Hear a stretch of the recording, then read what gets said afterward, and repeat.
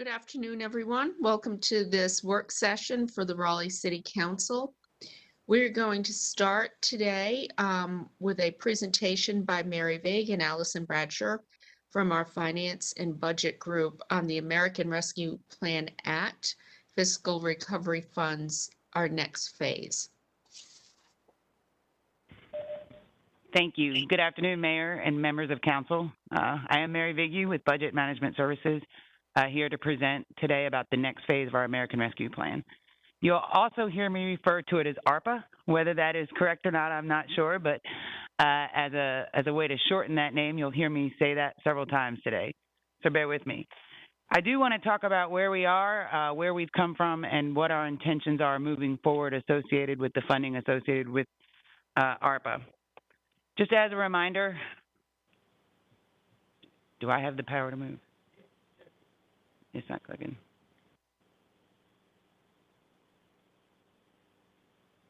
Just as a reminder, the City of Raleigh was allocated $73.2 million in direct funding.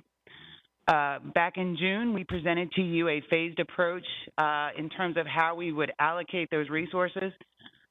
We also have provided updates and initial phase allocations, which you approved on July 6th and August 17th. So what was that phased approach? And so that initial phase that we supported this summer included providing support to agencies.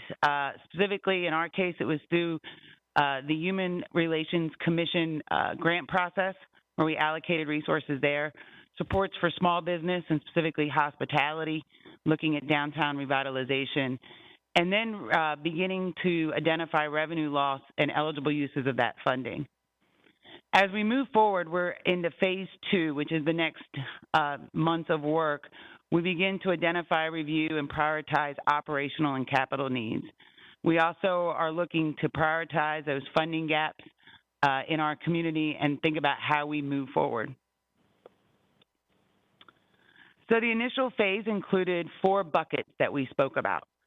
And those buckets included small business support, hospitality support, our nonprofit agency support, and revenue replacement. Further in this presentation, I'll highlight some new buckets that I hope as we move into phase 2 that we'll look to allocate resources to. As I mentioned earlier, that initial phase included funding for our human services nonprofit agency support at $1 million. City Council approved some city plaza improvements. We have a downtown activation grant, and then a downtown economic development study, along with a social services ambassador with DRA. We also included 2 positions within the organization to help oversee our grant compliance. I would note here in good news that the grant applications for our human services is live, and the deadline is this Friday. And our downtown activation grant project is also up and running as well. And so we would encourage those who are interested to go onto the city's website and look at those opportunities. Wanted to take a brief moment and talk about our federal reporting. At the end of August, we submitted our first report to the federal government. I'm not going to spend a lot of time going through each of these buckets, but as you can see, the reporting is really thinking about how are we assisting the community in terms of responding to the pandemic and our economic downturn, really looking at our evidence-based interventions and are they working. And so those reports will be published online as they're completed. And so a lot of what we're tracking are those outcomes. There are requirements associated with recipients who will become subrecipients of this, and so they too will have to provide that level of reporting to us. So as we move to phase 2, I do want to talk about what this looks like in terms of how we're going to move forward and recommend or propose several options for council to consider of items to fund today.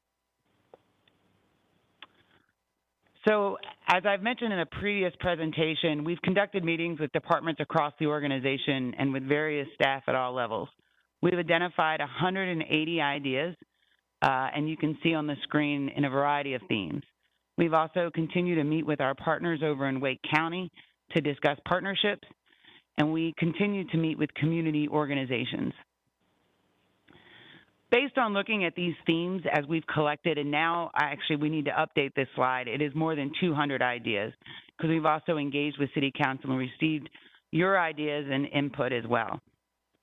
Based on that, as part of Phase 2, we would propose we move into calling these our project categories, and I'm going to spend a minute walking through them. The first is economic recovery, and that would look at things like small business support, downtown revitalization, workforce development, hospitality, and parking. The second is housing and homelessness, specifically looking at affordable housing, emergency shelter. This continues to be a high priority for City Council, and we know our community. The third is community health, and this looks at areas of mental health, food security, urban agriculture, health initiatives. The guidance associated with ARPA is very clear that this is an area that we can purpose funding to. And it also came out in several categories as we looked at the feedback from both the organization and from City Council. The fourth is transit. And really, we're not looking necessarily at transit, large capital infrastructure, or bus routes, or operations. As you recall, transit has received its own federal funding associated with the pandemic and the response to COVID-19, and they just received an additional allocation that has not even gone to council yet for adoption. And so from an actual funding standpoint, we will continue to look at how do we support them. We created a bucket here because we understand that transit is a high priority to City Council and to the community. As we move into the BRT and other areas, we really look to see if potentially if this funding can be used for things like sideway connections, greenways, or other things that can continue to support transit as we move forward. The last category is infrastructure, and this is specifically looking at areas of like broadband, environmental, sustainability, recreation, transportation, water, sewer, and stormwater, and not necessarily looking at those in traditional ways as we think of water, sewer, and stormwater, but how do we support those who have been directly impacted by the pandemic and those who are economically disadvantaged? And so how do we create projects in those areas to support our residents there? So moving forward, several options today for council to consider in terms of appropriating the next phase of funding. In terms of economic recovery, we heard that small business support was key and critical. And so this would recommend a $5 million partnership with the Carolina Small Business Development Fund. If you recall, when the pandemic hit back in 2020, council previously awarded $1 million in funding for a small business grant, and some of that went to Carolina Small Business Development Fund and what appeared to be or what was a successful program. So we would propose that partnership again, allocating $5 million over 2 years. So it'll be initial 2.5 this year and then 2.5 the following year. Also, when we think about economic recovery, and we know this has been an ongoing conversation, and so we'll continue to work with staff in really understanding what this opportunity looks like and what this means. But we are looking to an opportunity to build outdoor seating space in the public right-of-way, really looking to do it from a city perspective to create some vibrant community spaces. The proposal on the table today would recommend $500,000, and what this would do is this would allow the city to go out and actually construct those streeteries or parklets in the right-of-way, and so that we could create a consistent look across the community.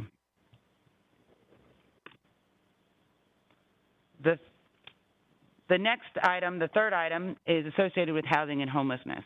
But just as a reminder, affordable housing continues to impact our residents. House Wait continues to assist with short-term rental assistance through that $25.6 million that we've received in ERA funding. And so that funding is still available and out there in our community to support our residents. This proposal is for $10 million, And this would allow us for strategic acquisition of affordable housing within the community. And as we work through this, we would bring back those items to council for consideration. And then the last recommendation for today would be associated with community health. And we would look to partnership to expand initiatives around mental health, food security, and assistance to those who have been disproportionately impacted by the pandemic. We would recommend issuing an RFP to solicit large-scale grant proposals on how the city could partner with organizations across the community. The allocation would be up to $10 million. A minimum award amount for organizations would be $500,000. And that's a key thing here because we're trying to do large-scale proposals and not necessarily smaller grants. And so these are really large-scale capital projects within the community that create long, sustainable impacts. That RFP we would be looking to issue later this month. There would be a scoring criteria that goes with it. But it really focuses on those mental health, food security, and assistance for those that have been specifically impacted by the pandemic. So as a reminder, so you can see on here with today's proposal and the prior commitments, so today's proposal totaled a little more than $25 million. We had prior commitments of $3.6 million. So the remaining funding for ARPA is about $44.1 million. And as a reminder, we have several years to spend this, and we actually will not receive our next allocation until next year. As recall, we've only received half of it to date, and we'll receive the other half next year. So how do we move forward from phase 2 to continue to prioritize those 200-plus ideas, to really begin to understand what is going on in the community and what those needs are? And so staff has a couple of proposals moving forward. The first is that we recommend that we work with city council committees to develop specific projects and programs for future allocations. And so that we would bring back to city council and your committees those ideas that have been generated from across the organization and in the community as we work through, the logistics of them, how they would work, what are those funding amounts that are needed with them. And then we would bring that to the committees for consideration and conversation and input into what ideas they would like us to look at. We think this aligns with the strategic plan, and it gives us an avenue to interact and work with council as we move forward on this next phase. The other thing we're seeking in this phase is community engagement. We are available and willing to speak at any district council meeting that city council may have. If you want us to come out and talk about ARPA, what is going on, what we've allocated, and how we can get feedback from residents. We plan to host 3 large-scale community meetings over the next 2 months, looking to do something at the convention center, charrette style. We're going to offer one for the general public so that we can get input from our residents. We would seek to get input at a second meeting with our service providers, understanding that they see the community slightly different and understand their perspective. And the third would be the business community, so understanding how they've been impacted and what this pandemic means to them.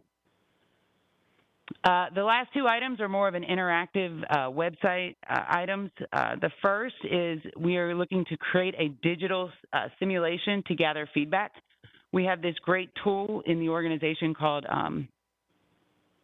Balancing Act that we have not yet used for budgeting, but we were looking to do here. Other communities across North Carolina have been utilizing this associated with ARPA and have had great responses from their community. I do want to give you a glimpse of that. It's a little out of order. This is what it looks like a little bit. There's a lot more to the screen. We did create a video, about a 30-second video that will help residents navigate this and understand what buttons to push. But this will go live on our website, and we're hoping to do that this week. But they'll be able to click on, for example, economic recovery. It drills down a little bit. It gives them a little more explanation, and then they can allocate funding in these areas based on where their priorities are. And so this will be a great tool that we'll be able to use with City Council to at least indicate to you where the community is and what they're thinking about. The other item is that our website is live. Thanks to communications on the city's website, there is now an American Rescue Plan Act page. And this is important. It is a federal requirement associated with the grant. This is where you'll find our reports, funding opportunities, ongoing things, and meetings and information as we move forward. And so that actually went live this week, and so feel free to check it out.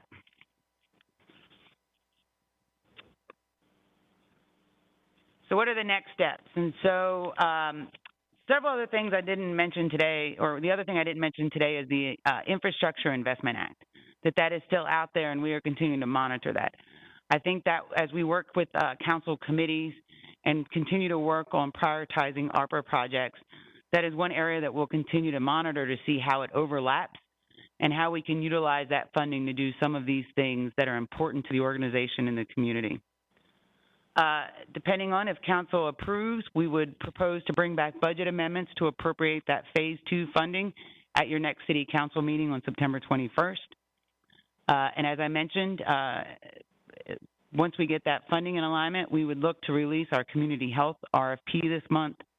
And then just as a reminder, the HRC and the activation grants will be awarded this fall, and those processes are open now. And I'm available for any questions that you may have.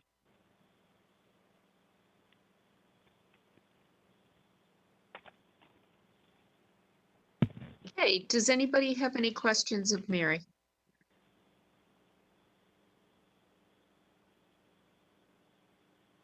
Councilmember Buffkin? Thank you, Mayor. And thank you, Ms. Viggy, for your presentation. A couple comments. One, I appreciate the recognition of all we've done for downtown already. And I was proud to support that. That's important to our city's future. And I appreciate the recognition that businesses all over the city are struggling. And I do think it's time to look outside of downtown for folks who need help. And I've been contacted by an individual who owns a small business in my district that is a travel agency, and they have a brick and mortar space. They pay rent, they hire people here in Raleigh, and they have really been struggling. And I can't think of an industry that's been hit harder by this whole situation we've been in for the last year plus. So my question is, what might we do either to increase the overall funding for business assistance or specifically target it to industries that were particularly hard hit, like travel and tourism, and particularly those brick and mortar travel agencies? I mean, council can choose to develop or direct staff to put together any program that you would like. I mean, we are currently working with Carolina Small Business on that $5 million small business grant that I mentioned earlier. And as we continue to work through the criteria on that, we could look at some options there. But I think that would be the last time we did this, we established criteria for the grants. And I think that we could do that again, looking at businesses that have been particularly hit hard by the pandemic. I think that needs to be our focus. And I saw that Councilmember Branch had his hand raised, and then Councilmember Cox. Yeah, I just want to say thank you for the information and where we're going, especially when we talk about the community health part, as far as looking at the mental health and food insecurities and assistance of those that's been disproportionately impacted, because, you know, that leads to housing insecurities. That also leads to economic recovery, not just for the business, but for the workers. So I'm glad we have that. And I know this is for large scale projects to kind of help. So I really employ us getting that information out and getting out to those in the community that are ready to help us tackle these challenges and these needs. And some of these, I'm assuming, could be capital projects to help really serve more people. So I'm definitely look forward to that, and just want to thank you. Councilmember Cox? Yes, I just want to support Councilmember Buffkin's comments about supporting businesses elsewhere in the city. And I would encourage staff to also connect with the North Raleigh Chamber of Commerce as a resource for connecting to businesses throughout North Raleigh. And because there are numerous small businesses that have been struggling and could potentially use the assistance. Yeah, and I just wanted to say something about one of the stats on the slide. We created a $200,000 activation grant, but not all of that is going to the Downtown Raleigh Alliance. $40,000 has gone to DRA on that, and the rest is throughout the city. So just wanted to clarify that as well. Councilmember Ford. Thank you for the presentation. And one of the things I wanted to, I guess, sort of inquire about, I know we're talking about partnering with the, was it Carolina Small Business Development Organization. One of the things I will say is, you know, having worked with a number of small minority-owned businesses, there was, you know, some challenges getting PPP funds and some other funding that came through the pipeline earlier on. So I would like to find out if there's a way that we could, you know, find out how they're going to work with some of our small minority-owned businesses, because sometimes they've had more challenges accessing funding than some of the other small businesses. And so I you know, I wouldn't want to know that, you know, we've got some, you know, process in place to make sure small minority businesses are able to access the funding. Yeah, you know what I think might be helpful is the last time the Carolina Small Business Development Fund ran our effort, it was $1.6 million. I think we also partnered as well with Wake Tech in Launch Raleigh. But if you look, I think what would be helpful is if you shared what the Carolina Small Business Development Fund, the end results, because they did have a very high percentage of minority-owned businesses that they reached out to, and also there was geographic diversity. So I think if we could share that maybe in the manager's report as background, just a lot's happened since then, so that might just be helpful to refresh our memories. Do we have any other questions for Mary? Councilmember Knight? Thank you, Madam Mayor. Just real quick, just real quick, what is your estimated or desired sort of schedule for this? I guess you'd say next round of funding, if there is any, or is that totally sort of up to the city council how quickly to move on this, with obviously with the public engagement and the public process that we have before us? Just to kind of give us a feel for, are we looking at possibly getting some of this on the ground next spring, next summer, next fall? I think to answer that question, yes. For however long it takes to work through some of these projects, and we don't necessarily have to take them all at once. Once a project works its way through committee and has gotten consensus and recommendation, it can be moved forward. So I think some of that timing is based on how quickly we move or the desire of the community. Remember, though, we have only received half of that funding, so we do need to next year we'll receive the other half. So I wouldn't recommend that we spend more than half of the funding this year and then look at the other half next year. But we would continue. I know it's important to get this funding into the community, and it's a priority of City Council to help people. And so we'll work as fast as we can with City Council through this as we think about what does this next phase look like after this initial phase, the initial 2 phases. Okay, thank you. Thank you. I have one question. You mentioned the community engagement piece. Do you envision sending this to committee first and then going through community engagement, or going through community engagement and then sending top items to committee? How would that work? I think we're going to start that engagement now. So, for example, that the website is launched. The ARPA simulator will go out this week, be live on the website. So that's kind of in conjunction. So we'll be able to pull reports for council committees. We are looking to do those large-scale meetings, depending on calendars and schedules, in the month of October. And so I think we'll have at least this initial phase of community engagement information this fall as council begins to work in committee for their consideration. Okay, so I have one more question. We had talked about potentially purchasing some type of affordable housing. That usually would require fast movement.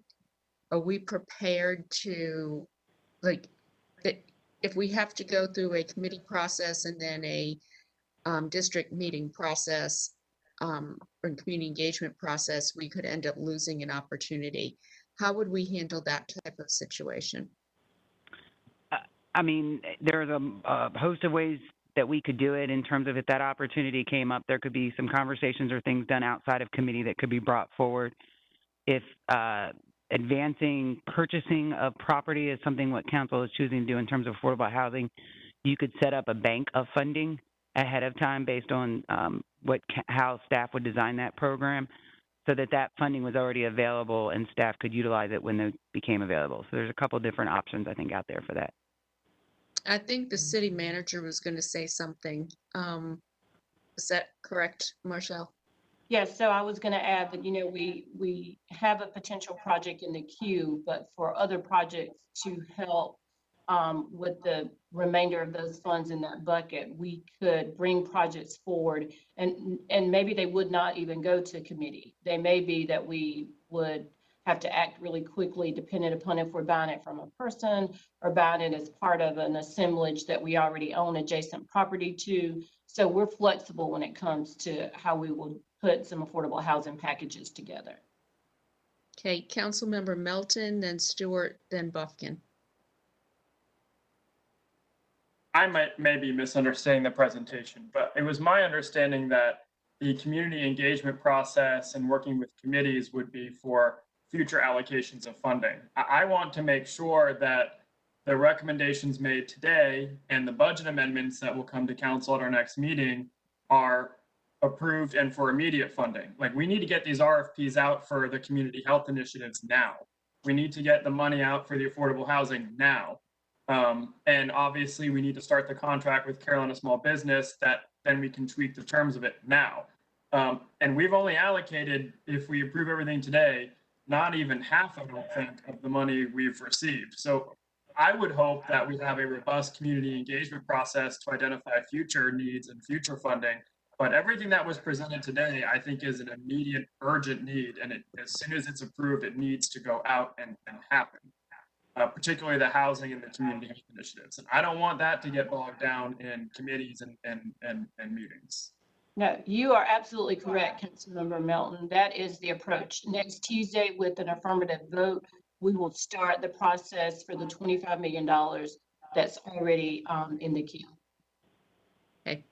And the community charrettes will ultimately inform what some of those buckets might look like that will ultimately end up in the committees. So we'll go through that public engagement process, the simulator budget exercise, and then that will help inform what are allowed expenses, and then we'll bring that to the committee structure.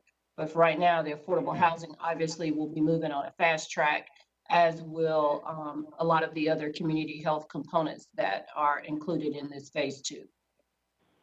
Okay, thank you for clarifying that. Mayor Pro Tem Stewart.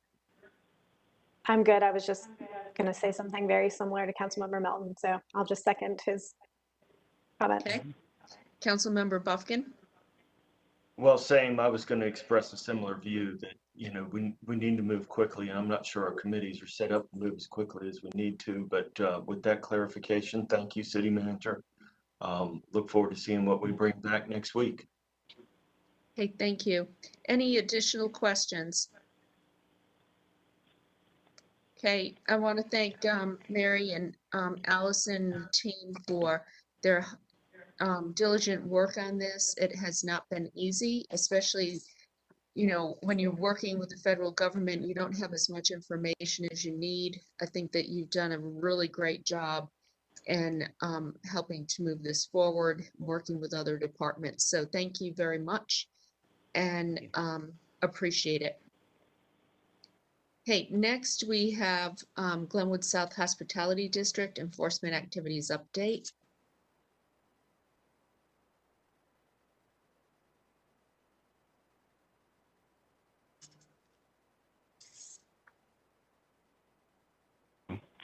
So we have before you today a conversation that we think is one that's probably a long time in the making around the city's enforcement strategies on Glenwood South.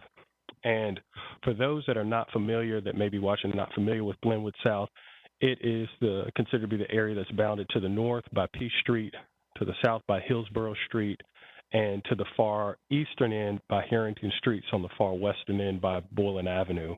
It's a very vibrant nightlife district. It's probably one of the biggest attractions as far as nightlife is concerned, not just in the city, but really in this region. But along with that, we recognize that there are some challenges that level of attraction brings, and I know that the committee, the council has heard many of those complaints. Some of our partners in business alliances have received some of those complaints. Certainly, city staff over the months and years has received a variety of complaints related to the types of activity that occurs in this district. Those complaints range from noise, crowds, illegal parking, and a whole host of other issues. And we've addressed those here and there sporadically as they've come up, but this is an opportunity for us to talk to you really comprehensively and give you an idea of what types of enforcement activities are currently underway, if you will, in this district, but also give you some sense of additional strategies that could be enacted, certainly with the council's blessing, to mitigate, to the extent possible, the more negative aspects, I'll say, of nightlife, without certainly with an eye toward not stifling the type of activity that creates a vibrant community. So today we're going to hear from 4 different departments that have had a hand in enforcement activities in the Glenwood South District. You'll hear from our emergency management and special events staff. We'll hear from the Raleigh Police Department, transportation, and conclude with some information from planning and development services. So we will, of course, be looking for some consensus around some of the proposed next steps or potential enforcement measures that we could enact. And with that, I'm going to go ahead and turn the presentation over to Whitney Schoenfeld, who is our Interim Director of Emergency Management and Special Events. And I'll also just quickly add, as Whitney's coming up, we're going to try, there's several slides, we're going to try to get through them all. Certainly we can pause between each section if the council would like to do that, but we will move through and take questions at the end. Whitney?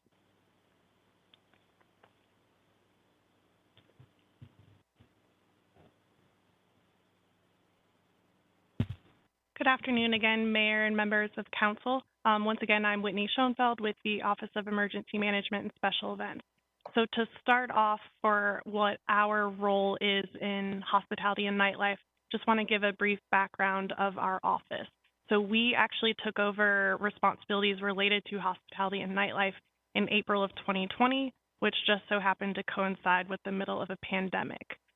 So in a response to a lack of social distancing and mask wearing, that's really when our office started getting involved with what we call hospitality engagement rounds. So what we do during those rounds is we partner with the downtown district of the Raleigh Police Department, with the hospitality squads and community squads. And we have a presence at night, on the weekends, on Glenwood South, and also other areas of the city. But obviously for today, we're focusing on Glenwood.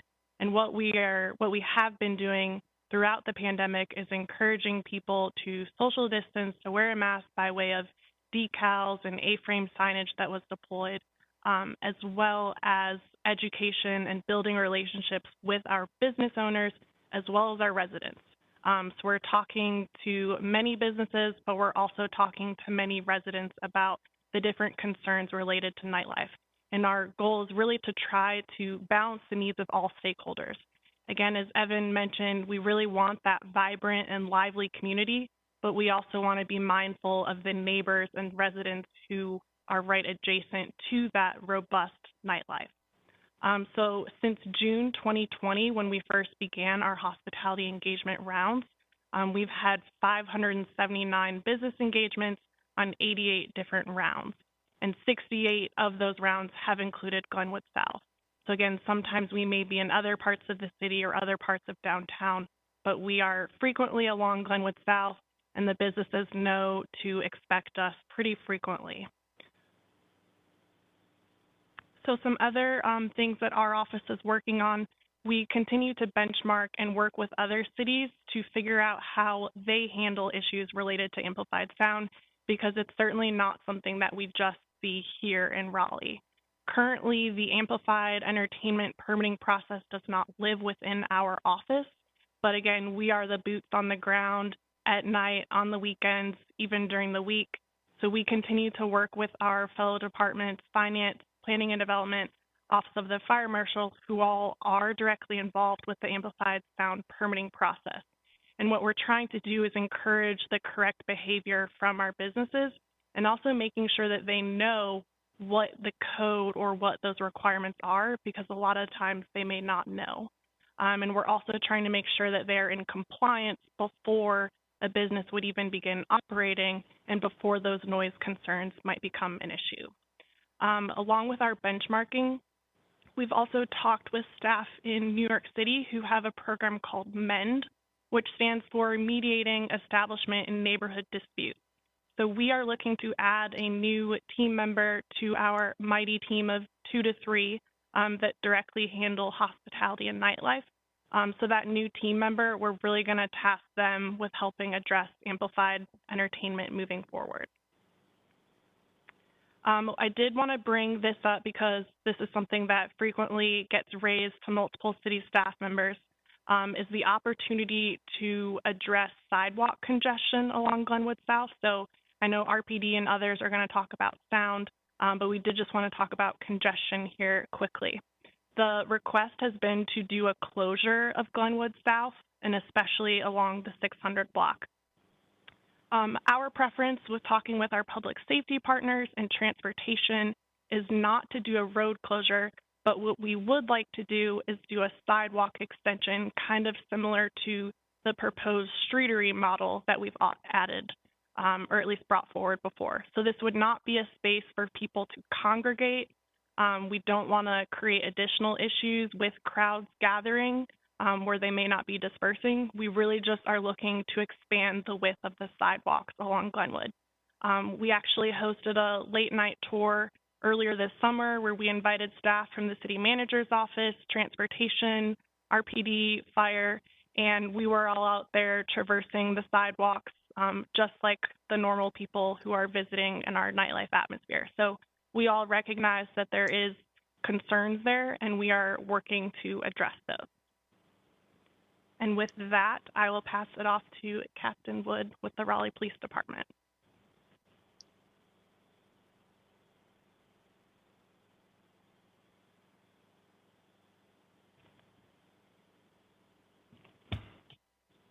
Good afternoon, Council.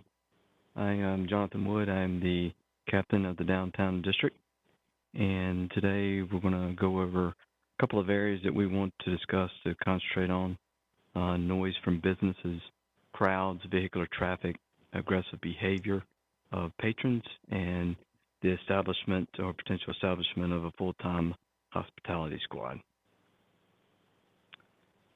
So in enforcement strategies, we're going to begin with the noise from businesses.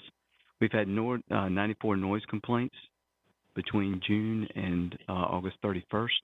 Now, even though you see the number 94 on there, there could be an additional complainant or 2 or 3 on each one of those calls. So when a call comes in for a noise complaint, Emergency Communications takes the call, and if there are additional calls, they will group that into the same complaint.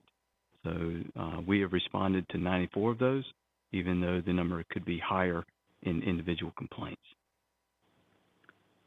We have drafted a letter by Chief Patterson that we will be sending to the managers and the business owners of all HDEP holders. Basically, what we like to do in anything, and you'll hear me mention this over and over, is educate. Then we follow up that with a warning, and then if we feel that the behavior is not adjusting to our Raleigh City codes, we take enforcement action, either criminal or civil. We will be sending that letter along with definitions and HDEP definitions and all the information related to the HDEP permits to each one of those businesses in certified mail. And then within about 2 to 3 weeks after they receive those items, we will be conducting a audit where we are notifying each one of those businesses, hey, we're there. Thank you for following the HDEP permit or the regulations. And if they are not, we will provide them with warnings. And if that does not work, later on we'll come back, and if they're still in violation, we will take either criminal or civil action. Our hospitality squad is our subject matter experts when it comes to noise violations and HDEP ordinances. They're the ones who bring the sound meters out and register. Between June 1st and August 31st, we have issued 7 total criminal violations. Those criminal violations are served on the person who is in charge of the bar or club at the time. Those 7 were served on 3 different bars in the 600 block of Glenwood Avenue. And then recently, on September the 8th, we served 2 civil citations on the same club. So that particular club actually had 5 criminal and 2 civil. So as time went on, we have, again, we've educated these places.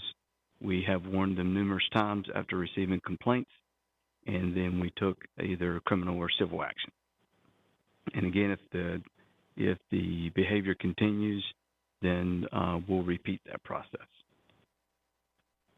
Moving on to crowds, we utilize available district patrol officers. Now, there's 6 districts in the city, and during egress, we have the watch commander. We request from the watch commander if we have large crowds that we need additional officers. If there are officers available in the city, then they will send those officers for assistance to the downtown district. We also use, when they are available, our flex unit and our traffic flex unit, which is assigned to our field operations division. And then we also request, on occasion when they're available, our selective enforcement unit and motor unit, which is based out of our special operations division. We're also looking at reviewing our secondary employment policies. We do have 3 of our clubs that have off-duty officers. However, they are limited. I believe there's only about 9 officers that are signed up and have contracts with those locations. Before COVID, we had a whole lot more, and it's because of COVID is decreased. So we're looking at a potential policy change to attract additional officers. The businesses have already mentioned to us personally, some of the business owners, that they would like to see officers out there. So we're trying to accommodate that. We also have the outdoor music decibel levels. We're trying to, again, educate on that. It's an RCC 122129F, where if you have any type of outdoor music, it's under that subsection, you're required to have your speakers turned in. The sound system has to be separate from the one that's inside, and you also have to have it at a low volume. That's designated as if you were sitting 36 inches apart and having a normal conversation, you should be able to hear yourself. So that is one of the things that is mentioned in the letter that we're sending out, and that when we do our audits, we will be educating them. And then again, if the behavior does not change, we will warn and then cite. Moving on to vehicular traffic. Each night we have to divert our traffic off of Glenwood through side streets during egress. We typically close down the 600 block of Glenwood Avenue to keep cars from circling blocks. It does take a lot of personnel to do that, hence the reason why we bring our available officers from other districts and then the Special Operations Division. We also have projects that we run regarding car and motorcycle burnouts. That's essentially where you have cars without mufflers revving their engines, and motorcycle burnouts is where they're spinning their rear tires and causing a lot of noise. During our projects, we've cited 21 people for the noise violations, both stereo and modifications. However, we had stopped a little over 100 cars. So again, in those traffic stops, we initially warned people, explained, hey, you can't be doing this. It's in violation of the Raleigh City Code. And then as the projects went along, we began citing people. We also have DWI projects. We've arrested 8 total DWI suspects during between the June and August 31st timeline. We have an issue with vehicles that are intentionally blocking traffic. So during egress, or actually throughout the entire evening, you will have people that pull up, they let their crowd out, their friends, or you have ride shares that will pick up or drop off. So we have worked with transportation on providing ride share parking only in the 500 block of Glenwood Avenue and then along Johnson Street to see if we can alleviate that problem. The motorcycle groups, we do have some of those coming in on occasion. They'll ride in 6, 12 deep, end up stopping in the middle of traffic on purpose and doing the burnouts that I had mentioned earlier. The aggressive behavior deals with the patrons in the bars. As some of the proactive work that our officers are doing, we have seized 22 firearms during the June to August dates. As a comparison to the rest of the district, it's about 35%. We've seized 63 firearms during that same time period for the downtown district. We would like to increase officer visibility with, again, our specialized units.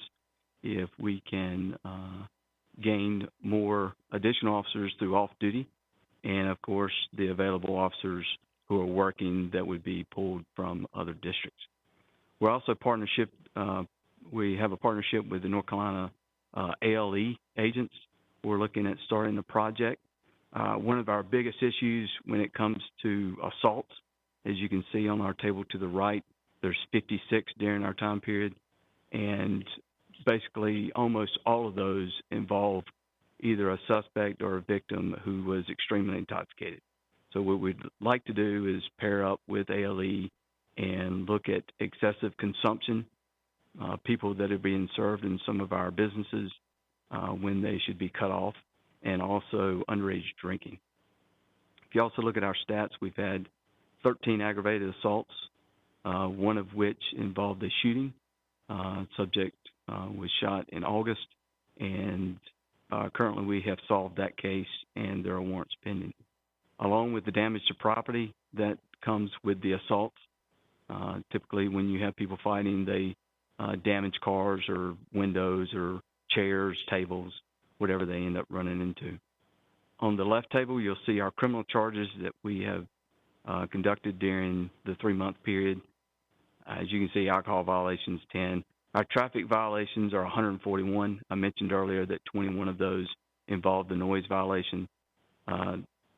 And when you see the 141, the total number of traffic stops that we conducted were over 250. Establishment of a full-time hospitality squad. Currently, our hospitality squad have 4 officers that are temporarily assigned. They're on special assignment to the unit. They are not permanent. They have specialized training. Again, as I mentioned at the top of the slides, they are subject matter experts in the HDEP and sound recording instruments. They maintain relationships with downtown businesses. They receive both the unit officers and the hospitality lieutenant Bowen has provided these businesses and other city departments with their cell numbers. We have received complaints directly from both the business owners, other businesses that are not related to the bars, and also citizens that live in surrounding neighborhoods. They will call either the lieutenant or sergeant or officer and asking them if they can respond to some of their noise complaints. We also work with, obviously, with the other city departments, the Office of Emergency Management, Special Events, and Transportation, as previously mentioned. Unless you have any questions, that's what we have.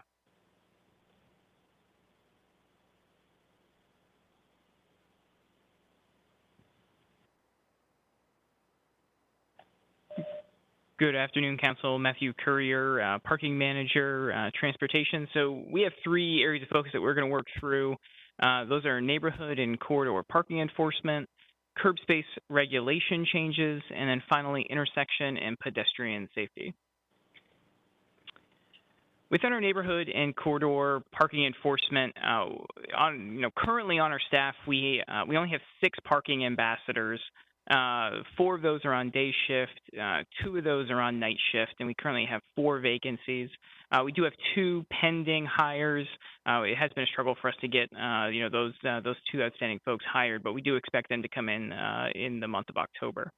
While those 2 staff people are working, their night shift is 4 p.m. to 1 a.m. Tuesday to Saturday, or really Sunday morning. They work separately until sunset, and then they ride together for staff safety.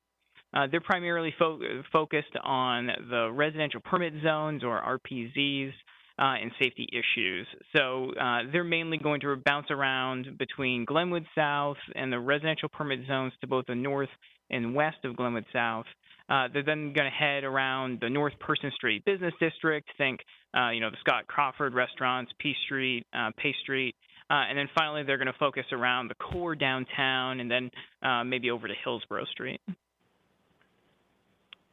For curb space regulation changes, our staff has been reevaluating curb space allocations and regulations throughout this district. Captain Wood had mentioned our passenger loading zone. So back in the beginning of July, we implemented a new Friday and Saturday evening only passenger loading zones to try and carve out a section of the curb for those ride shares and just normal drivers to kind of pick up and drop off customers at the curb safely. What we have observed is a lot of those rideshare companies and individuals are dropping folks off in the travel lane, blocking traffic, and putting those passengers in an unsafe crossing situation. So we've done our best to carve out a section of the curb for that use, and those start at 10 p.m. on Fridays and Saturday evenings.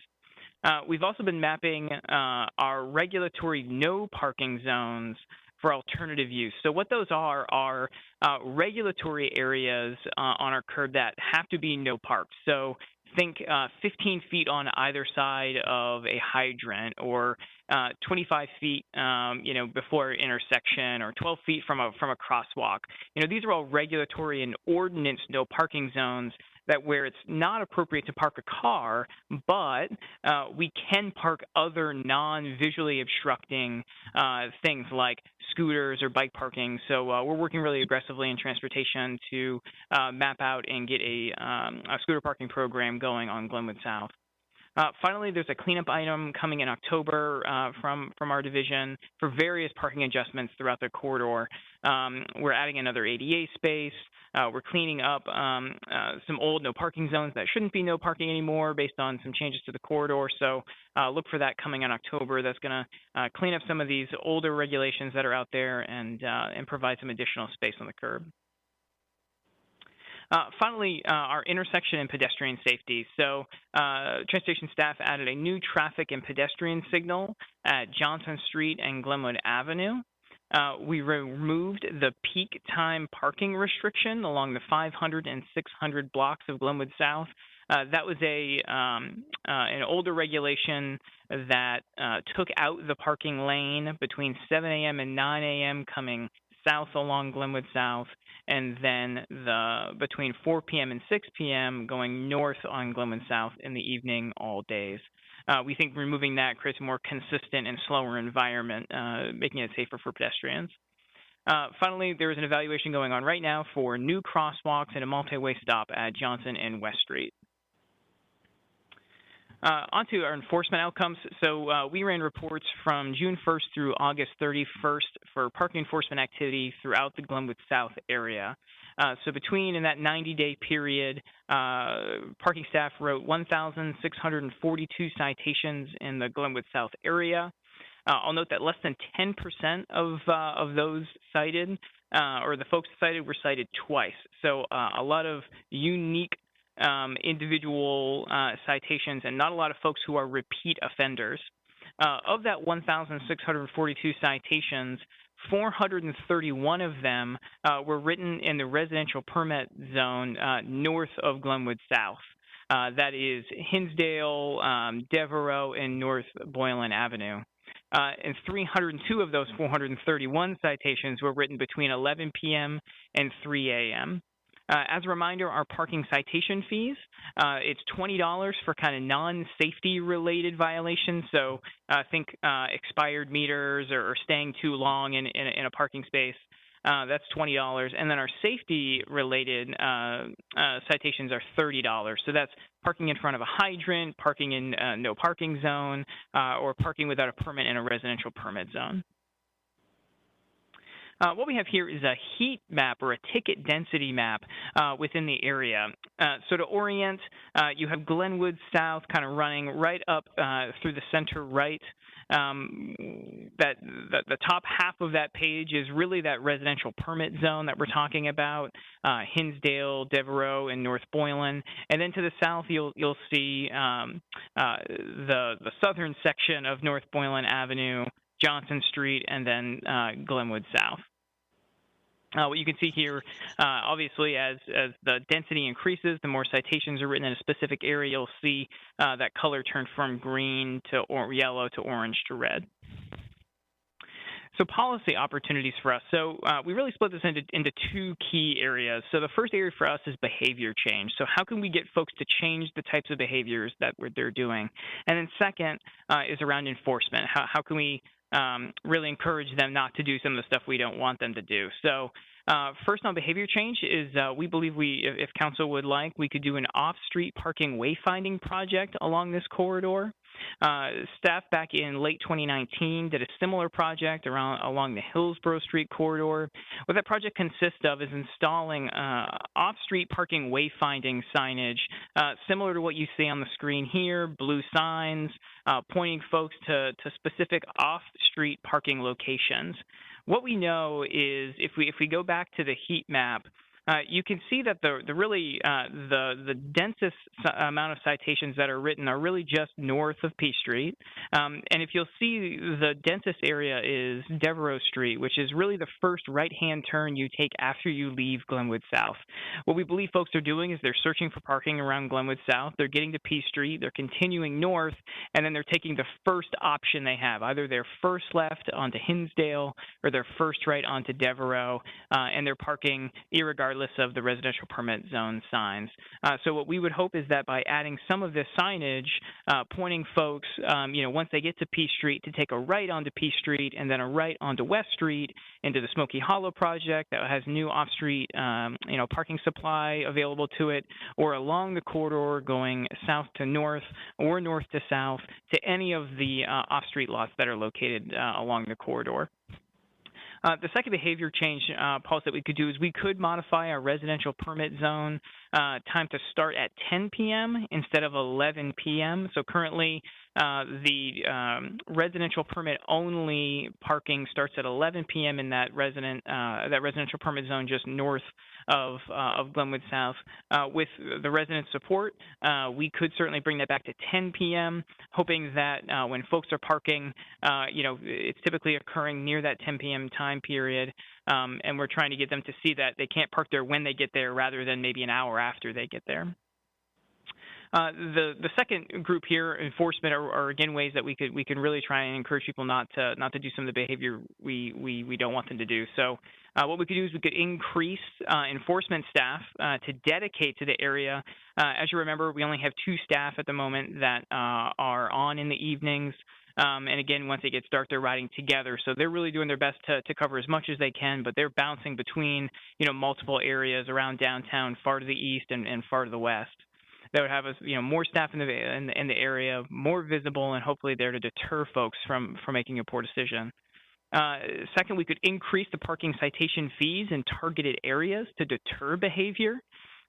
So we could increase, residential permit zone violations, no parking violations, and so forth, just in a very specific geographic area if we would like. That would take a council action and a fee schedule change to do that. Finally, we could implement limited use of towing to clear vehicles from loading zones and residential permit areas. So one of the things that we know occurs, and we see it now in our newly installed passenger loading zones, is folks tend to, in this area, drive to Glenwood South, park once, stay for a handful of hours, and leave. And regardless of whether they get a citation or not, the car stays until they leave at 1 a.m., 2 a.m., or so forth. And if they park in one of those passenger loading zones at 10 p.m., they're going to be there for the next 4 hours, and that's an area where folks aren't going to be able to drop, their customers off if it's Ubers or Lyft or their passengers off. So we could implement limited use of towing in these areas to help clear out those cars and again ensure that our folks can safely drop off their passengers. I believe Pat Young from Planning and Development is up next.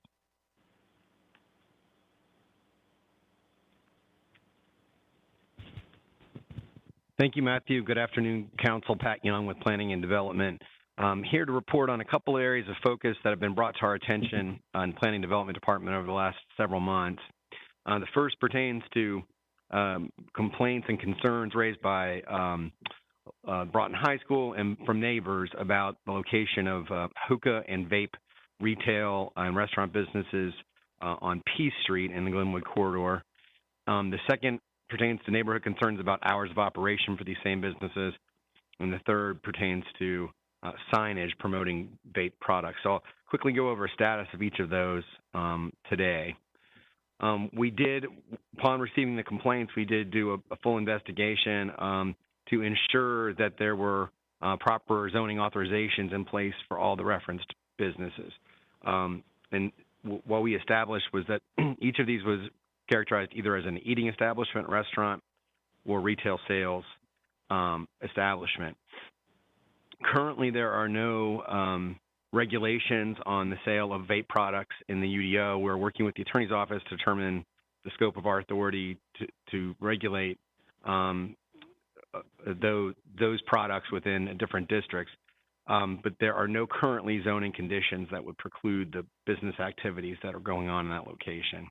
And, again, as a reminder, and you all are certainly well aware, as has been alluded to several times today, the intent of our zoning in this area, which is primarily neighborhood mixed use, NX, office mixed use, OX, and downtown mixed use, DX, is to create an active, vibrant, and diverse mix of uses. And I think that certainly has occurred here. So we certainly would counsel or recommend being very judicious in proceeding with any changes to the ordinance that would separate or eliminate uses in this area. One last thing I'll say is any existing uses would be what are called legal nonconformities if we did change the ordinance, and they would be able to operate as currently operating unless they made changes in either use or the structure or facilities of their building. So hour of operation concerns, again, we get calls working with our partners in both police and special events that folks are complaining about late hours of operation at some of these businesses. We were able to confirm that there were several restaurants and certainly several retail establishments that are open till 4 a.m., 5 a.m., and some 24 hours. So at this time, there are not any hour of operation restrictions on retail sales or eating establishments. Again, this is an area we'd have to modify the UDO to create that, and have to be enforced, of course, equitably throughout the community. So currently, there's not any zoning conditions that would limit hours of operation at these areas of concern. And finally, signage impacts. A concern came into us about signage advertising vape products. We did do an investigation of over half dozen, 7 or 8 businesses in this corridor and determined there were no violations. There was some signage pertaining to vape products, but it did not exceed the percentage of the window that could be occupied by the signage. No other violation was found other than a lighting violation. There was illumination in the window that was not permitted. Notice violation was issued, and that has been corrected. So with that, I'll be happy to take any questions, and my colleagues here, of course, as well.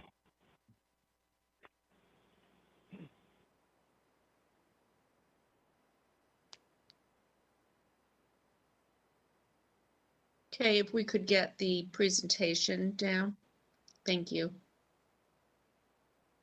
Okay, I do have one question or a clarification from regarding the parking. One of the things you mentioned was starting at 10 p.m. instead of 11 p.m.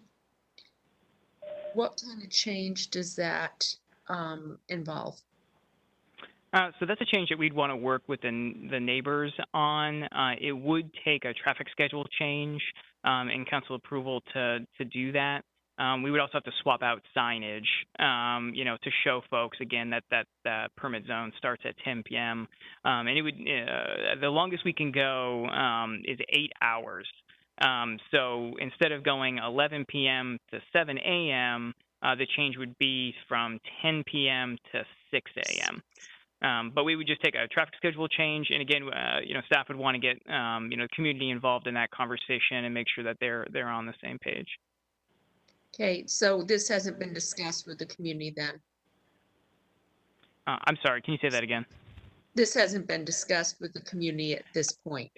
This has not, no. If council would like us to, we can certainly start those conversations. Right, I was asking because I was involved as chair of law and public safety when we initially began this. So I was just wondering if there had been any discussions since. All right, so thank you. And then I have another question.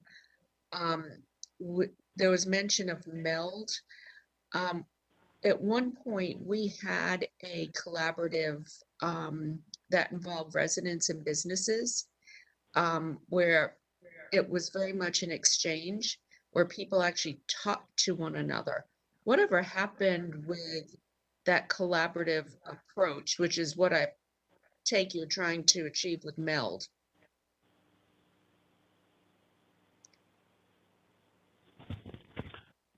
Mayor Baldwin, there's been a little conversation in the chamber. We're not immediately familiar with the previous effort that you're speaking to. We could certainly do a little bit of research to find out what the history is on that. But I don't know that there's anyone here in the chamber presently that's versed in that previous effort. Okay, that was, it was the Glenwood South Collaborative, and it actually really did bring the community together in conversation. So I was just curious as to what had occurred with that. So Mayor Baldwin, as of the last couple of years, staff has not received any updates or concerns from that group. So I think that group sort of kind of is not as active as it was probably about 5 years ago when it started, and we would get regular updates from several of the members in the collaborative. And that was one of my recommendations when staff started looking at this, is that something that we need to reactivate, because it really was a way of bringing the residences, the people who lived in the residential areas together to at least hear their concerns so that we would get a balanced conversation at the table. And we used to have, we had that portal working through RPD and emergency management and special events where people could register complaints. And that too has not been active a lot lately. Okay. Yeah, that was one of the things we initiated when we began the hospitality district. Like I said, it did work very well. It did engage people in conversations. It also helped resolve issues. So kind of curious as to what had happened with that. And then I had one more question relating to signage. I know that the that new vape center has been a subject of concern. I guess Patrick was talking about that. Couple of things. Is that the business you're referring to with hours of operation, or are you referring to the hookah bar? So, Mayor, the business that we got a concern about the hours of operation on was the Sahara restaurant, which also has a hookah availability. And that, again, is established. That was qualified as an eating establishment because they represented us that over 70% of their sales are from food. They don't appear to even sell alcohol. So were regulated that way. And then there was an adjacent convenience store, and I'd have to confirm the exact address. I think it's the one that's immediately to the west of the Sahara that had the signage that was illuminated in a way that the ordinance does not allow. Okay, thank you. Again, past history on this, just trying to get caught up to date. The hookah bar had been a major issue because it did stay open till like 5 o'clock. People would go there, there would be fights and other disruptions to the neighborhood. So I'm wondering if that has been the same, if that behavior has returned there. The complaint that came into us didn't provide that detail, but certainly that was our understanding, is that there was noise and trash that were left by folks that were attending late at night. Okay, I do recall last time officers worked with that establishment, and we were able to really reduce the number of complaints we received from there and improve the behavior. Yes, ma'am. So back in July, we had a meeting about the Sahara Mart or Sahara Cafe, and what we decided to do is I had a supervisor who's working on night shift would go by there and sit for a while, listen, see if there's any music, excessive noise in the parking lot from patrons, cars. We did that for 31 straight days, and we did not find any violations. And since then, we have not had any complaints. Okay, thank you. Councilmember Cox and Councilmember Fort. Yes, I had several questions, actually. It was mentioned that there were 5 criminal citations and 2 civil citations. I was wondering what the outcomes were from those citations. Were fines actually levied or other actions taken? Okay, so far, due to our criminal justice system, the criminal citations are still in the court system, so they have not been adjudicated at this time. The civil citations were served on September the 8th, so the individual receiving those has 15 days to either pay that or file an appeal to the city manager. And as of today, I've not heard either what they've decided to do. Okay. With the RPZ violations, the parking violations, do we do more than just issue tickets? Do we boot cars or tow them?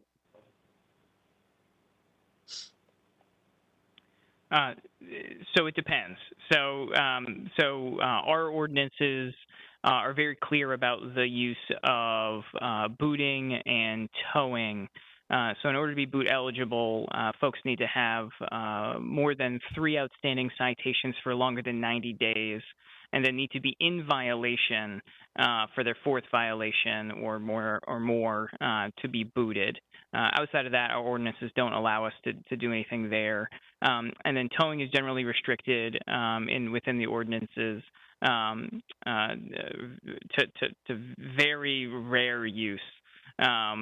We essentially, unless cars are parked for, in a special event or emergency situation, cars are generally not towed. Is that something that we could change if we desired to do so? Yeah, we would work really closely with the city attorney's office to understand what the bounds of that are, and could certainly be used towing more judiciously. Because 431 violations in such a short period of time seems like a lot. And then my other question is, there's been a proposal to expand or widen the sidewalks in certain parts of Glenwood South. I was wondering what the impact of that would be on parking. Would we have to eliminate parking on Glenwood itself in order to extend those sidewalks? Yeah, so the proposal that we've seen is to expand the sidewalk specifically within the 600 block, or that kind of most northern block just south of P Street. In order to do that, we would need to eliminate the parking lane to get the sidewalk wide enough to fit the number of pedestrians and folks trying to get into those establishments. Yeah, and that relates to my concern about the RPZ violations, because if we eliminate parking there, then people are going to be going and looking for parking elsewhere, and has the potential of increasing RPZ violations unless we do something about them. You mentioned, I think someone mentioned that the violations result in a $20 traffic ticket. That seems insufficient. $20 seems like a standard fee to park a car for an evening out, and it seems to me like it's a cost of doing business, or cost of going to an entertainment district. And it seems to me that we should really up those fines to at least $100 in order to have them have any significant impact. That's all I have. Thank you. I have a follow-up question, Matt, before you go.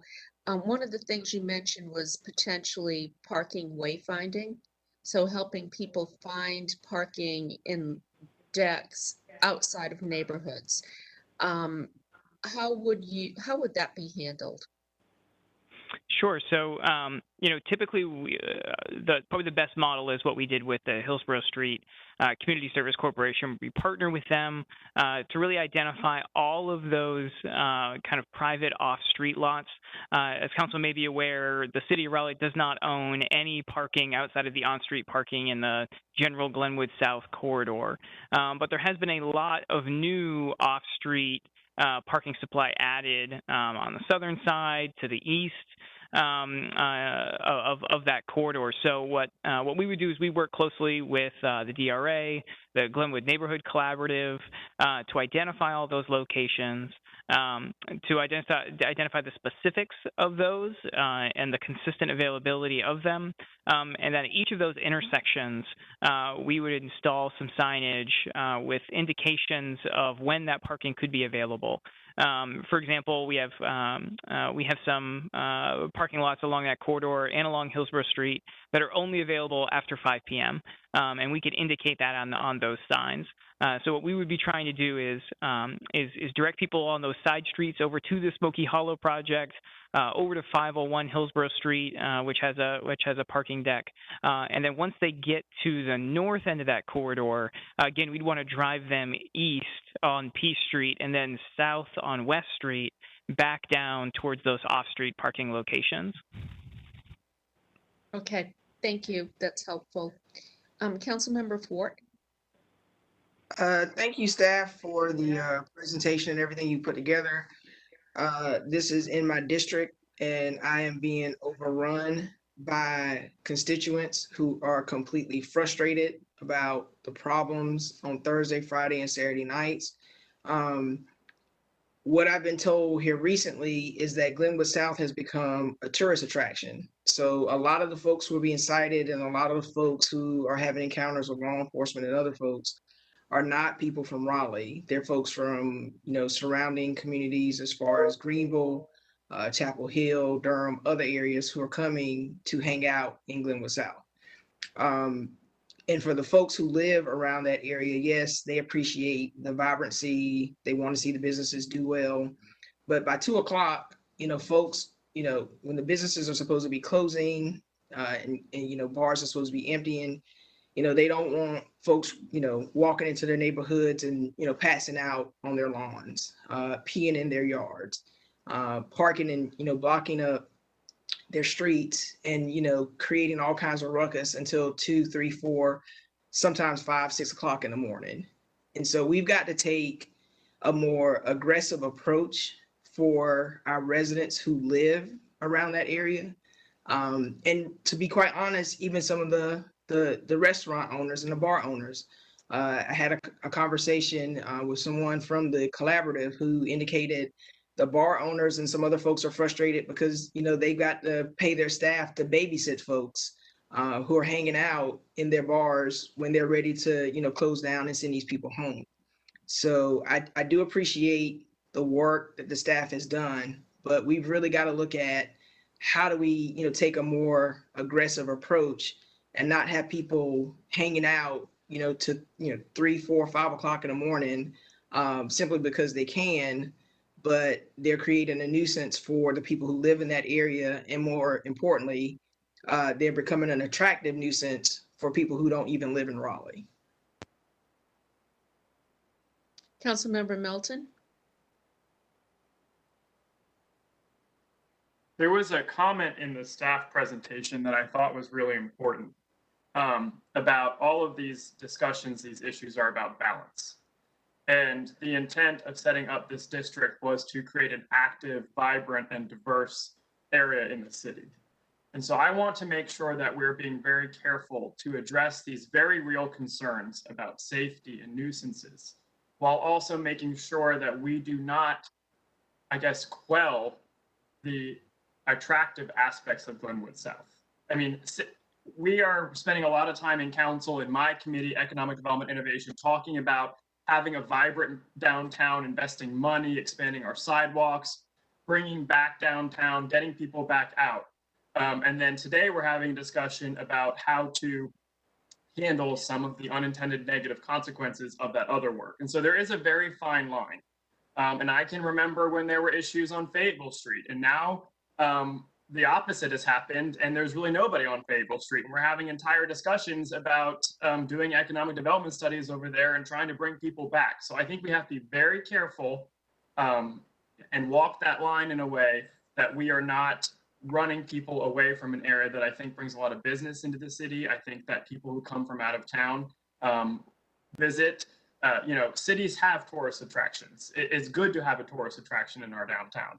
And cities have noise issues. Cities are vibrant, and we are a growing city. So we're going to struggle with some of these issues, and I certainly address. But I really want us to be careful that we do not overregulate to the point that the good aspects of having a quote tourist attraction go away. And I will just say I am not in favor of increasing towing. I don't think what the city needs is more towing. I think there's a lot of literature on how towing disproportionately affects, you know, low-income communities. We've already had issues with predatory towing. As far as the parking elimination is concerned, if you've been on Glenwood South after, I don't know, 9 p.m., those parking spots don't really turn over. No one's really looking for parking on Glenwood South, certainly on the 600 block. I think you take it away.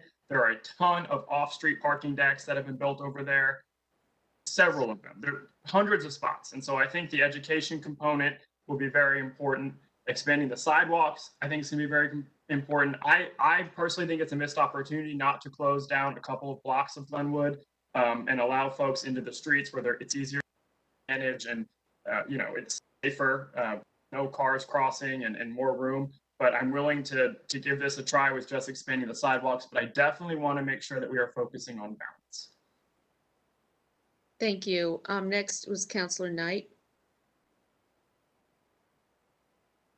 Thank you, Madam Mayor. I'm just I got a few questions to ask. I'm gonna kind of go through the presentation. So if I could ask emergency management a few questions based on their presentation. But before I do that, I want to second what Councilor Ford has said. We've seen by the number of citations and violations, we all want everybody to have a good time. We know this is an entertainment destination and center, and I don't want anybody to lose any money, but it has to be done better. It has to be done safer, and it has to be done in more regard for everybody that lives around there and works around there. And so this doesn't just affect the neighborhoods right around Glenwood South. It affects the rest of the city, other parts of the city. For example, I understand that a lot of the accidents and wrecks that occur in Five Points on Friday and Saturday nights are from people driving out from downtown South. I'm sorry, from Glenwood South, drunk and or distracted. And so it's not just impacting that one area. So we do need to deal with it and get proactive on this. So I appreciate the presentation. I'm going to have to look at the present. Well, if they can bring the presentation up, do you mind doing that while you speak from the podium? Do you mind? Can you do that, or is that? I just need to look at What part it of the real fast. presentation, Counselor Knight? I'm sorry? What part of the presentation did Well, you I've gotta want to go to see mine. again? Well, I guess I got a question about the partnering the hospitality and community squads. Do the non-RPD, are y'all hoping, or do they have any enforcement capabilities? The biggest thing I hear is we can't catch them, the amplified sound. We can't catch them. We hear it, we get a complaint, we go there, it's too late. We got to figure out a way to be able to better monitor the amplified sound issues. I know that's part of one of y'all's recommendations. And so I hope that we can figure out a way to do a better job on that for them to know that if they do it, they're going to get caught and penalized. Can you comment on that? Yes, absolutely. So when we are out there with the hospitality squad and community squad, that is RPD. So Captain Wood talked about the dedicated hospitality squad that is typically out there nearly every weekend. They have one weekend off a month, and then we work with the RPD's community squad. So yes, they do have enforcement capabilities, and they are the ones who are issuing these civil and criminal citations and doing sound meter readings and whatnot as well. You said about partnering with them, I guess. Are y'all looking to supplement with their work, or just be out there with them? We are basically out there with them. When we started our hospitality engagement rounds, just due to safety concerns, we didn't want our staff being alone out there. So that's why RPD has always maintained a presence with us out there and us with them. Okay, so again, I think we do need to figure out a way to be able to monitor the amplified sound coming out of, and we know who they are, where they are, and so I hope we could figure out a way to do that better. One of your slides talks about the 600 block Glenwood congestion, and y'all believe we should not close down. I think we should. I think it's safer. I think it will actually be more fun for the people there. I mean, when you have cars moving through there even at a very slow pace, I think it's dangerous in having cars in close contact with pedestrians while people are drinking, while people are walking and not paying attention. And then also you have the whole noise issue of cars pulling through there, trying to do whatever they do, show off, et cetera. I think we need to continue to look at the issue of how do we better disincentivize people from coming down there in vehicles. That's the biggest issue of all this, is the parking, the driving through, and then the driving home after most likely having partake in alcohol, et cetera. So I think we need to look at more and more disincentives, not incentives for more parking and different parking, disincentives for the use of vehicles to get there.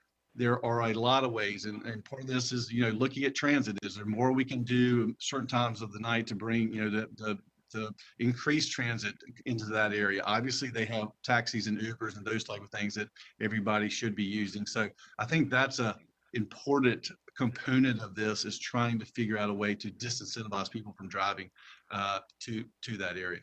Let me see if I have anything else. And just real fast, so the egress, you mean by that you can drive down Glenwood, but you can't exit Glenwood between the 400 600 block, is that correct? Yes, so about 30 to 15 minutes prior to the bars closing, depending on the crowd size, RPD does a closure of the 400 to 600 block of Glenwood. They will still let cars out that are parked within that footprint, but yes, you are correct that if I'm another driver trying to drive down Glenwood, I would not be able to access that portion of Glenwood. So you can't ingress it, you can't come into it, but you can leave it, correct? Correct. Okay. Okay. Um,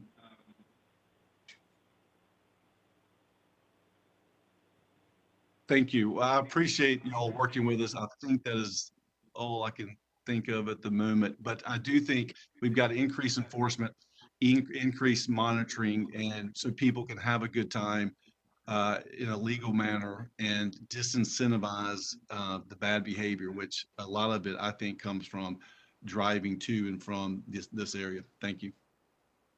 Thank you, Councilmember Fort. Yeah, I appreciate everybody weighing in about the vibrancy and all this other stuff, but I think there have been some conversations about why it's not optimum to have the streets closed off, and that may be something that we have an additional conversation about. But one of the things I can say pretty openly is, again, if the goal is at 2 o'clock when these bars and establishments are closing down to try to push people out of the area so the residents can get some sleep and their kids not being awakened in the middle of the night by drunken rowdiness that's going on at 2 or 3 o'clock in the morning. Creating a space by blocking off the streets where people are just going to want to stand outside and congregate after these bars are closed is just going to create more challenges, I think, not only for the residents, but then you're also looking at challenges for law enforcement, because once those folks are out on the public street, that heightens the responsibility for RPD. And so we've got to be thinking about what are going to be the other impacts other than having vibrancy and all kinds of stuff going on 3-4 o'clock in the morning.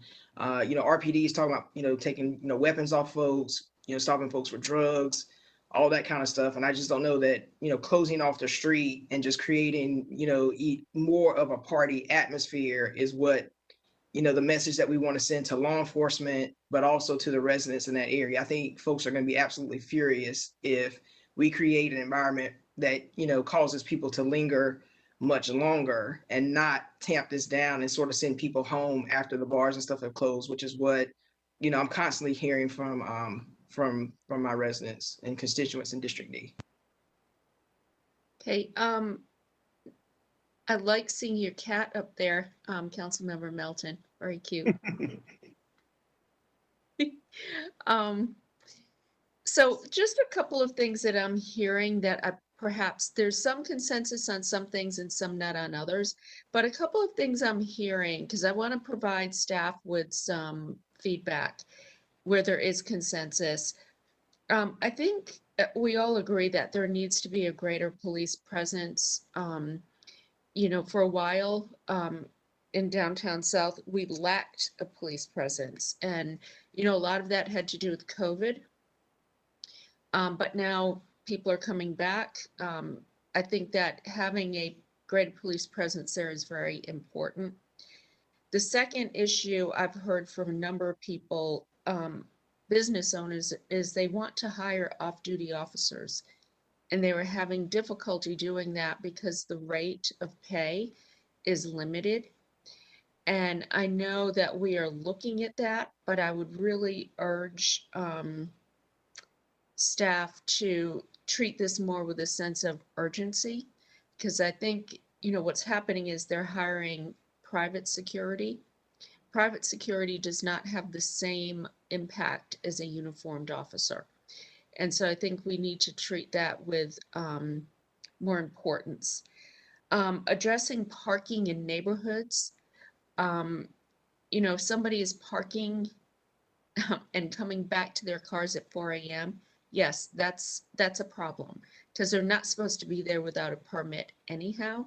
So I think addressing parking in neighborhoods and some of the things that were mentioned, coming back with a specific plan on that would be helpful. I think the 600 block, making that more walkable and safer, seems to be consensus around that. Let's not also forget that there is a new development plan for that block behind Mellow Mushroom, and that will also change the dynamics of that block over the next 5 years as that is done. And then amplified sound. Really think we need a focus on education and ensuring and this goes to the owners, what happens is you think you got it, and then you're not there, and your manager starts playing the music louder, whatnot. We need to educate everybody involved, including not just the owners, but the managers, on what the rules are regarding amplified sound and amplified music. So having that emphasis on education, I think, would be important. And those were some of the items I heard that there was consensus around. I mean, I'm sitting here thinking what we need to focus on are behaviors, and also making sure too that, I think Councilmember Fort had mentioned this, people hanging around. You know, we used to have hot dog vendors out there, whatnot, and so people were hanging around for a reason. We gotta have to make sure that they're not violating their permits and that they're doing what's appropriate as well. So that's some of the feedback that I had based on what I heard today. Madam Mayor. Yes, Councilmember Branch. Yeah, if I may, because I haven't provided any input yet. I definitely believe we need to focus on the residential areas north of P Street, and that parking that's happening over there. So I fully agree with moving the time for residential parking up to 10 a.m. Also, I don't believe, I mean 10 p.m. I'm sorry. I'm sure the residents would love it all day. I don't believe we need to close the street off. I think the street needs to remain open, and I'm thinking of fire, EMS, because there's been incidents where they've needed to, get in there and get out. And when you start closing the street off, you're slowing down your fire and your EMS response. Because, the last thing you want to have is someone, because EMS can't get in because the road is blocked off, have a fatality. Again, we constantly talk about our police department and how they're stretched and being thin as well. We need to just make sure we hire our parking staff to make sure they have the ability and the authority to do some things that can segment our police presence. The police presence is needed. I mean, I'll be honest with you, 20 years ago, I used to be down there in Glenwood South a lot. It's a lot different than from 20 years ago. And everything that's going on. So I get it, but at the same time, you're right. We have to manage behaviors. We have to ensure that we are respectful for the residents who live there. When I'm talking about the residents who've been there 20, 30, 40 years, that are fully invested in that area and they've seen the changes that it's gone through. We have to respect that. And yes, it's nice. It's a tourist area, but I've said this once and I say it again. Downtown can't be the only place where people go. I love downtown. I support downtown. I remember when Fayetteville Street was blocked off. But we need to make sure that we have a vibrant city, not a vibrant just streets. So I definitely support Councilor Fort. Whatever support you need, Councilor Fort, I'm there. And I just wanted to provide that input. Okay, thank you. Councilmember Buffkin. Thank you, Mayor, and thank you, Mr. Branch, for those comments. I largely agree, and I know Councilmember Fort has been doing her homework, and she's got a robust understanding of the complexity of this whole situation. Mr. Branch touched on this, and I'll maybe put a finer point on it because I took a slightly different lesson from this presentation. And I hear that we need more police presence, and I think that probably would be helpful. The lesson I'm taking away when I hear the downtown district captain talking about borrowing officers from other districts, using officers that are available, there's a lot of stretching of resources here. And so I take this as a warning sign for the council. We need to pay close attention to this. Yes, it's about morale in the police department. It's also about recruitment and retention. It's also about giving officers the tools they need to do a good job. And it is also about staffing up non-police officers that can help where they can. And I think it's more than just education. It's about enforcement. A lot of these folks know what the rules are, and they understand that they're not going to get a meaningful enforcement from the consequences of their actions. So, like Mr. Branch, Councilmember Ford, you've got my support on dealing with these issues the best we can, and I hope that when it comes down around to budget time, we'll be ready to deliver the resources that are needed to keep the community safe and maintain peace and harmony for bar goers and restaurant owners. Thank you. Do we have any other comments? I just want to ask the city manager one question. Okay. City manager, do you think you have adequate direction from us on next steps and what we expect to see? Yes, ma'am. We can bring back a short list of some quick wins that we can address based on the conversation today. And then we can also begin to stand up the remaining items that came out of today's conversation. Okay. Like I said, treating some of this with a sense of urgency, I think is very important. And you know, what I keep hearing again and again is greater police presence, greater police presence. So I know that, but one way we can achieve that is also by allowing businesses to hire off-duty officers. And if there's more opportunity for them to make additional money, there are many who are willing to do that. So I would make sure that we look at that, which I've already stated.